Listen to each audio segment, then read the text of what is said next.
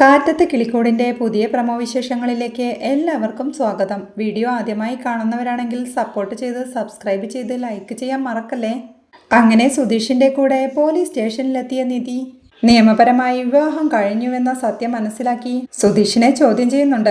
സ്റ്റേഷനിൽ വെച്ച് കല്യാണം നടഞ്ഞ അത് നിയമപരമായി മാറുമെന്ന് തനിക്ക് അറിയില്ലായിരുന്നെന്നും താനും ഇപ്പോഴാണ് അത് അറിയുന്നതെന്നും ഇയാളെപ്പോലെ തനിക്കും ഷോക്കായെന്നും ഇനിയിപ്പോ ഇത് ഡ്രാമയായിരുന്നു എന്ന് പറഞ്ഞ വീട്ടുകാരെ വിളിച്ച് അറിയിക്കുമെന്നും നമ്മളെ സ്റ്റേഷനിൽ പിടിച്ചിട്ട് പെരുമാറുമെന്നും തനിക്കതോർത്ത് പേടിയുണ്ടെന്നും വേഗം തന്നെ രജിസ്ട്രേഷന്റെ സർട്ടിഫിക്കറ്റ് എല്ലാം വാങ്ങി പുറത്തുപോയി ഇനി എന്തു വേണമെന്ന് തീരുമാനിക്കാമെന്നും സുധീഷ് പറയുന്നുണ്ട്. പിന്നീട് സിഐയുടെ അടുത്തേക്ക് സർട്ടിഫിക്കറ്റ് വാങ്ങാനായി പോകുമ്പോഴേക്കും കൂടെ കാര്യങ്ങൾ വിളിച്ച് അന്വേഷിക്കാമെന്നും ഈ സ്റ്റേഷനിൽ വെച്ച് കല്യാണം കഴിഞ്ഞവരെല്ലാം സന്തോഷമായിട്ടിരിക്കുകയാണെന്നും ആ പാരമ്പര്യത്തെ നിങ്ങളും കാത്തുകൊള്ളണമെന്നും ഓർമ്മിപ്പിച്ചുകൊണ്ട് സിഐ അവർക്ക് സർട്ടിഫിക്കറ്റ് കൊടുക്കുന്നുണ്ട്. സർട്ടിഫിക്കറ്റ് എല്ലാം വാങ്ങിച്ച് സുധീഷ് അവരോട് യാത്ര പറയുമ്പോഴേക്കും നിധിയും പെട്ടെന്ന് തന്നെ അവിടെ നിറങ്ങി പോകുന്നുണ്ട്.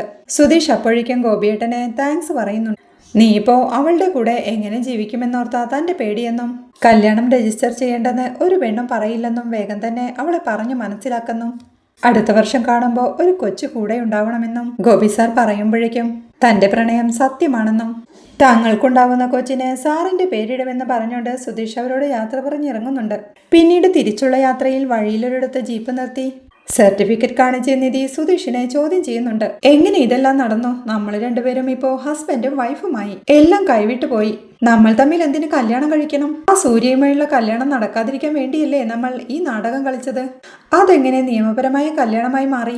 ഈ കല്യാണം ഒരു ഡ്രാമയായിരുന്നോന്നും സീരിയസ് അല്ലായിരുന്നോന്ന് നിങ്ങൾക്ക് പോലീസിനോട് പറഞ്ഞുകൂടായിരുന്നോന്ന് നിധി സുധീഷിനോടായി ചോദിക്കുന്നുണ്ട്. അങ്ങനെ പറഞ്ഞിരുന്നാൽ അവരെന്നെ സ്റ്റേഷനിൽ പിടിച്ചിട്ട് ഇയാളെ അച്ഛന്റെ കൂടെ പറഞ്ഞു വിട്ടേനെ. പോലീസ് സ്റ്റേഷനിൽ വെച്ച് കല്യാണം നടന്ന അത് നിയമപരമാണെന്ന് നിങ്ങൾക്ക് അറിയാമായിരുന്നില്ലേ? രജിസ്ട്രേഷൻ നടക്കണമെങ്കിൽ തന്നെ എന്റെ സൈനും വേണ്ടിയിരുന്നില്ലേ എന്ന് നിധി ചോദിക്കുന്നുണ്ട്. നമ്മൾ രണ്ടുപേരും സൈൻ ചെയ്തു കൊടുത്തിരുന്നുവെന്ന് സുധീഷ് പറയുമ്പോഴേക്കും തനിക്ക് അതൊന്നും ഓർമ്മയില്ലെന്നും താൻ അങ്ങനെയൊരു സിറ്റുവേഷനിലായിരുന്നുവെന്നും സുധീഷ് അല്ലേ അക്കാര്യമെല്ലാം ശ്രദ്ധിക്കേണ്ടിയിരുന്നത് എന്നുമെല്ലാം നിധി ചോദിക്കുന്നുണ്ട്. ഇപ്പോഴാണ് എല്ലാവരും എന്നെ കുറ്റപ്പെടുത്തി എന്നോട് ദേഷ്യം കാണിക്കുന്നതിന്റെ കാരണം മനസ്സിലായതെന്നും നിയമപരമായി ഒരു കല്യാണമാണ് നടന്നിരിക്കുന്നതെന്നും എത്രയൊക്കെ പഠിച്ചിട്ടും ഒരറിവുമില്ലാതെ പോയി എനിക്ക്.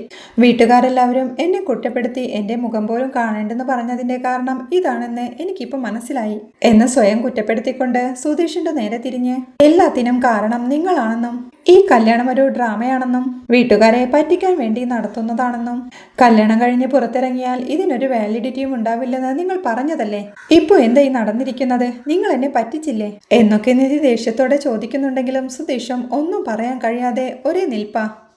നിങ്ങളുടെ ഈ മിണ്ടാതെയുള്ള നിൽപ്പ് കണ്ടാൽ തന്നെ അറിയാം ഇതെല്ലാം നിങ്ങൾക്ക് മുൻകൂട്ടി അറിയാമായിരുന്നുവെന്ന് എന്ന് നിധി കുറ്റപ്പെടുത്തുമ്പോഴേക്കും സൂപ്പറായിട്ടുണ്ട്. ഇങ്ങനെ തന്നെ പറയണം.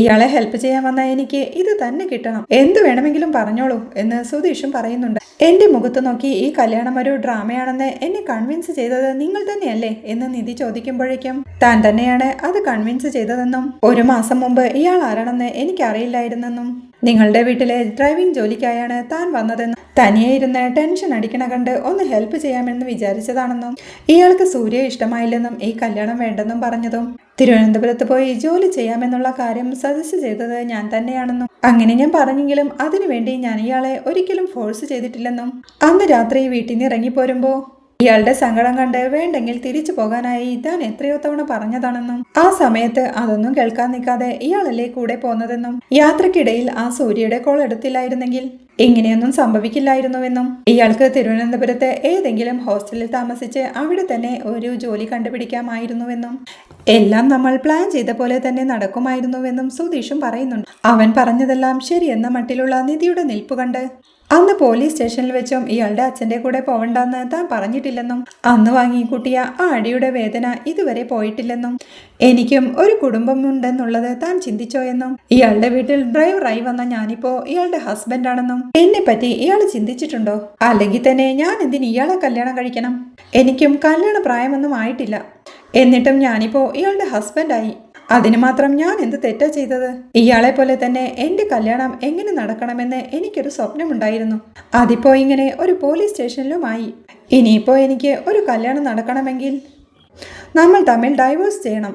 ഡൈവേഴ്സായ ഒരു ചെറുപ്പക്കാരനെ ഇനി നല്ലൊരു പെണ്ണിനെ കിട്ടുമോ? എങ്ങനെ ഇനിയൊരു കല്യാണം നടക്കും? ഇയാളുടെ വീട്ടിൽ ഇനി കല്യാണം കഴിക്കാൻ വേറെ സഹോദരങ്ങളൊന്നുമില്ല. ഒരു ഏട്ടനുള്ളത് കല്യാണവും കഴിച്ചു. പക്ഷേ എനിക്ക് അങ്ങനെയല്ല. എനിക്ക് കല്യാണം കഴിക്കാത്തൊരു ചേട്ടനുണ്ട്.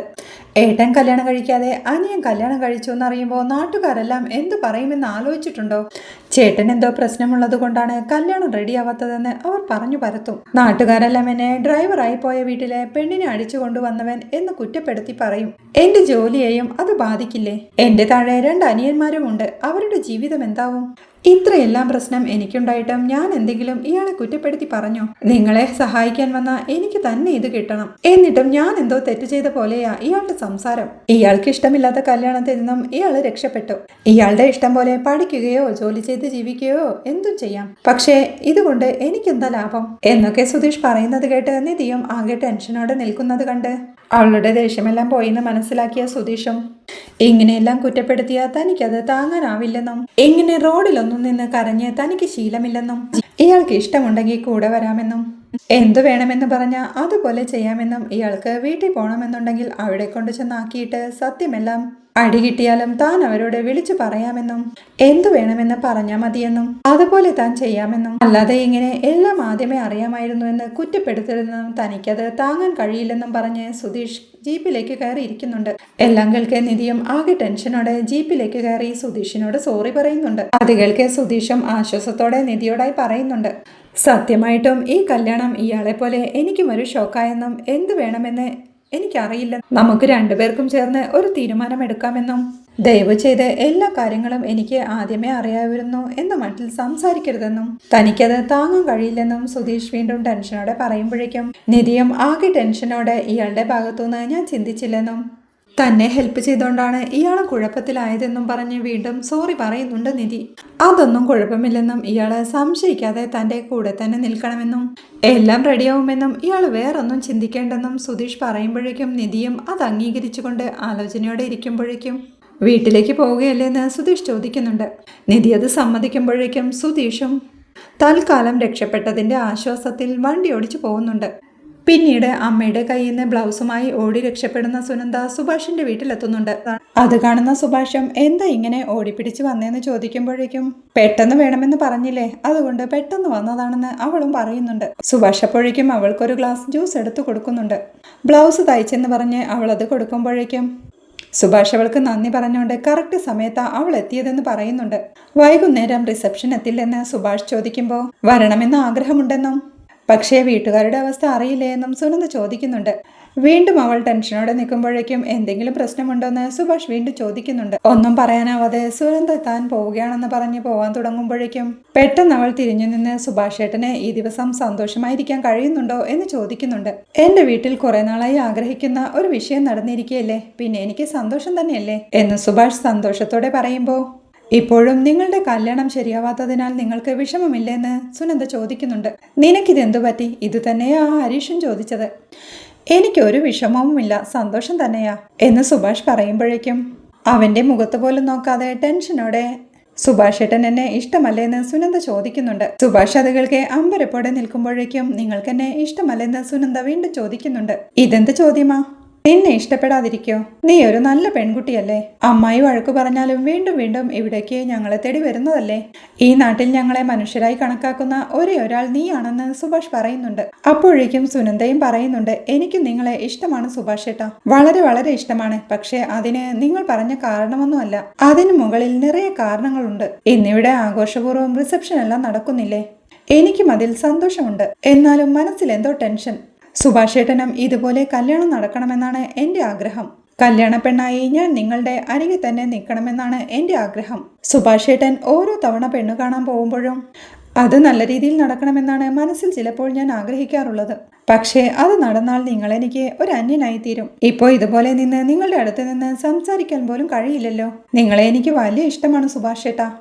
ഞാൻ സത്യമാണ് പറയുന്നത്. എനിക്ക് നിങ്ങളെ കല്യാണം കഴിക്കാൻ ആഗ്രഹമുണ്ട്. പക്ഷേ അതൊന്നും നടക്കില്ല എന്ന് എനിക്കറിയാം. എൻ്റെ വീട്ടുകാർ അതൊന്നും സമ്മതിക്കില്ല. അവരുടെ കണ്ണു വെട്ടിച്ച് ഇവിടെ വന്ന് നിങ്ങളോട് സംസാരിക്കാൻ എനിക്ക് കഴിയൂ.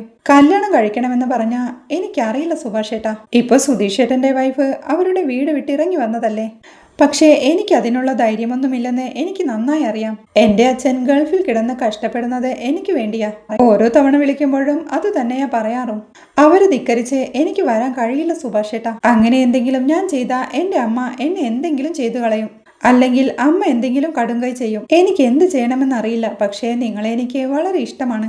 പക്ഷെ വീട്ടുകാരെ ധിക്കരിച്ച് നിങ്ങളുടെ കൂടെ ഇറങ്ങി വരാൻ എനിക്ക് പേടിയാ. അങ്ങനെ വരാൻ കഴിയുമോന്നും എനിക്കറിയില്ല. അങ്ങനെ ഇറങ്ങി വന്നാൽ സുഭാഷ് ഏട്ടൻ സ്വീകരിക്കുമോന്നും എനിക്കറിയില്ല. സുഭാഷ് ഏട്ടൻ എന്നെ ഇഷ്ടമാണോന്നും എനിക്കറിയില്ല. പക്ഷേ ഇപ്പൊ പറഞ്ഞത് സത്യമാ.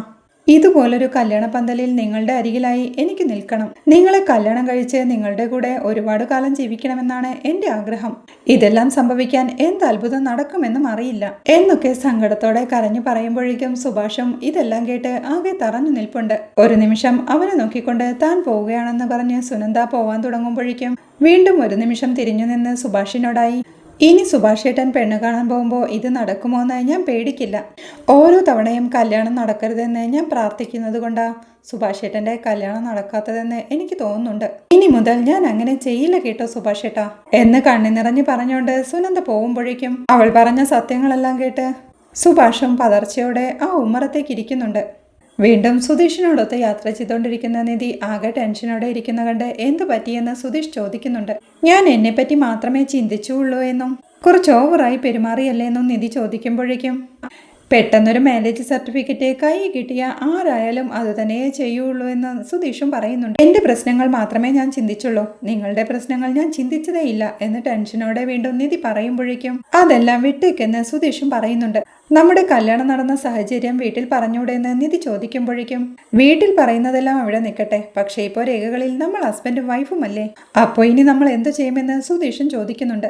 അറിയില്ലെന്നും എന്ത് ചെയ്യണമെന്ന് ഒന്നിച്ചൊരു തീരുമാനമെടുക്കാമെന്നും നിധി ടെൻഷനോടെ പറയുമ്പോഴേക്കും എല്ലാത്തിനും ഒരു സൊല്യൂഷൻ ഉണ്ടാവുമെന്ന് സുധീഷും അവളെ ആശ്വസിപ്പിക്കുന്നുണ്ട്. നിങ്ങളുടെ ചേട്ടന് എന്തായാലും കല്യാണം നടക്കും, അതോർത്ത് പേടിക്കേണ്ടെന്ന് നിധി അവനെ ആശ്വസിപ്പിക്കുമ്പോഴേക്കും അത് അപ്പോഴത്തെ ഒരു ടെൻഷനിൽ പറഞ്ഞതാണെന്നും അതാലോചിച്ച് വിഷമിക്കേണ്ട എന്നും സുധീഷും പറയുന്നുണ്ട്. അപ്പോഴാണ് സുധീഷിന്റെ മൊബൈലിലേക്ക് സുഭാഷിന്റെ കോൾ വരുന്നത്. സുധീഷ് കോൾ എടുക്കുമ്പോഴേക്കും നിങ്ങൾ എവിടെയാണെന്ന് സുഭാഷും ചോദിക്കുന്നുണ്ട്. അവിടേക്ക് വന്നുകൊണ്ടിരിക്കുകയാണെന്ന് സുധീഷ് പറയുമ്പോഴേക്കും എപ്പോഴാ എത്തുക എന്ന് സുഭാഷും ഉടനെ തന്നെ എത്തുമെന്ന് സുധീഷ് പറയുമ്പോഴേക്കും പേരെന്താണെന്ന് ചോദിക്കുന്ന അരികെ നിൽക്കുന്ന നികേഷ് സുഭാഷിനോടായി പറയുന്നുണ്ട്. നീ തന്നെ ചോദിക്കെന്ന് പറഞ്ഞ് സുഭാഷ് മൊബൈൽ അവന്റെ കയ്യിലേക്ക് കൊടുക്കുമ്പോഴേക്കും സുധീഷ് ഏട്ടാ എന്റെ ഏട്ടത്തിയമ്മയുടെ പേരെന്താണെന്ന് നികേഷ് ചോദിക്കുന്നുണ്ട്. അത് കേൾക്കെ അമ്പരപ്പോടെ ഏട്ടത്തിയമ്മയോ എന്ന് സുധീഷ് ചോദിക്കുമ്പോഴേക്കും എന്റെ ഏട്ടത്തിയമ്മ തന്നെയല്ലേ, പക്ഷേ അവരുടെ പേര് മറന്നുപോയി. സുധീഷ് ഏട്ടൻ മുന്നേ പറഞ്ഞിട്ടുള്ളതാ, എന്നാലും ഞാൻ മറന്നുപോയി, എനിക്കിപ്പോ അത് ഓർമ്മ വരുന്നില്ല, പേരൊന്ന് പറയൂ എന്ന് നികേഷ് പറയുമ്പോൾ ഒരു നിമിഷം നിധിയുടെ മുഖത്തേക്ക് നോക്കിക്കൊണ്ട്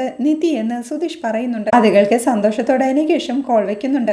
എല്ലാം കേട്ടോണ്ടിരുന്ന നിധിയും പേരൊക്കെ എന്തിനാ അവർ ചോദിച്ചെന്ന് ചോദിക്കുന്നുണ്ട്.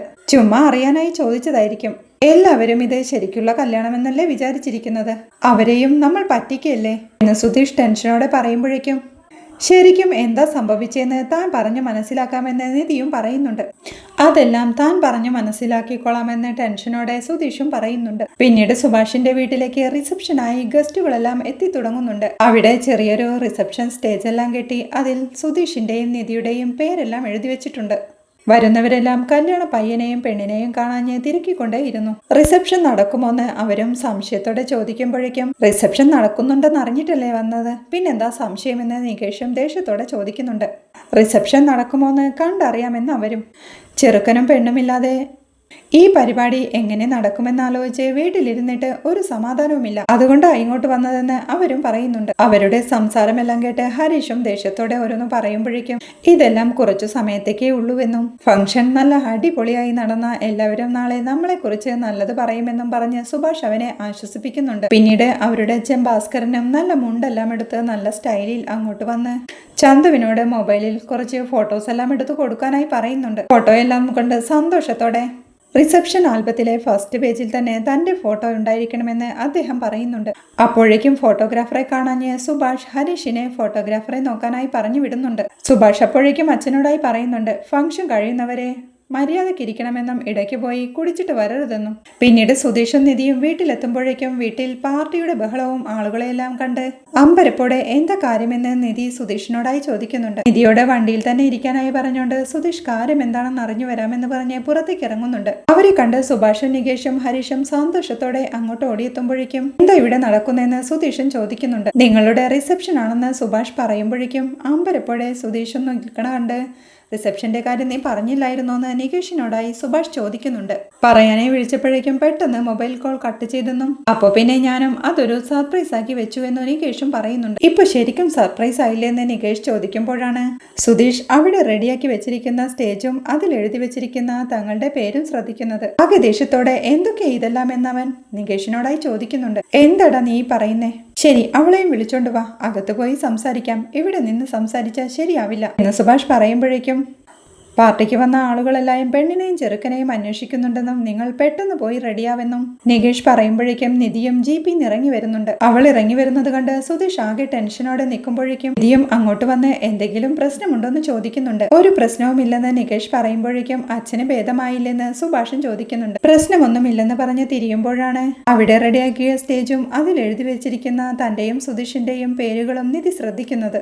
അത് കണ്ട സുധീഷും അമ്പരപ്പോടെ എല്ലാം കൈവിട്ടു പോയിന്ന് മനസ്സിൽ പറയുമ്പോഴേക്കും അതെന്താണെന്ന് നിധിയും ദേഷ്യത്തോടെ ചോദിക്കുന്നുണ്ട്. തനിക്കൊന്നും അറിയില്ലെന്ന് സുധീഷ് പറയുമ്പോഴേക്കും ഞങ്ങളുടെ സർപ്രൈസ് എങ്ങനെയുണ്ടെന്ന് നികേഷും ചോദിക്കുന്നുണ്ട്. അപ്പോഴേക്കും അവിടുന്ന് ആളുകൾ വിളിച്ച് ചോദിക്കുന്നുണ്ട്, എന്താ പെണ്ണിനെയും ചെറുക്കനെയും അവിടെ തന്നെ നിർത്തി സംസാരിക്കുന്നത്, എന്തെങ്കിലും പ്രശ്നമുണ്ടോന്ന്. അത് കേൾക്കെ അകത്ത് പോയി സംസാരിക്കുമെന്ന് പറയുമ്പോഴേക്കും നിധിയും വീടിനകത്തേക്കായി കയറി പോകുന്നുണ്ട്. അവൾ അകത്തേക്ക് പോയി കഴിയുമ്പോഴേക്കും ആരോട് ചോദിച്ചിട്ടാ ഈ റിസപ്ഷൻ എല്ലാം അറേഞ്ച് ചെയ്തെന്ന് സുധീഷ് അവരോടായി ചോദിക്കുന്നുണ്ട്. നിങ്ങളുടെ കല്യാണം പോലീസ് സ്റ്റേഷനിൽ വെച്ചല്ലേ നടന്നതെന്നും നിന്റെ കല്യാണം കാണാൻ ഞങ്ങൾക്കും ആഗ്രഹമില്ലേ, പിന്നെ തട്ടിക്കൊണ്ടുവന്നതാണെന്ന് പറയുന്ന നാട്ടുകാരുടെ വായടപ്പിക്കാനും വേണ്ടിയാ ഈ റിസപ്ഷൻ എല്ലാം നടത്തുന്നതെന്ന് സുഭാഷും പറയുന്നുണ്ട്. വേണ്ടിയാ ഞങ്ങൾ 3 പേരും കൂടി ഇതെല്ലാം ചെയ്തത്, ഞങ്ങൾക്ക് തന്നെ ഇതെല്ലാം കേൾക്കേണ്ടി വന്നു എന്ന് ഹരീഷ് അവനെ വഴക്കു പറയുമ്പോഴേക്കും ഡ്രസ്സിന്റെ കാര്യമോർത്താണ് ഏട്ടന്റെ ടെൻഷനെങ്കിൽ അതെല്ലാം വാങ്ങിയിട്ടുണ്ടെന്നും പോയി കുളിച്ച് റെഡിയായി വായെന്നും നികേഷും പറയുന്നുണ്ട്. ഇവർ ചെയ്തതെല്ലാം ശരി തന്നെയാ.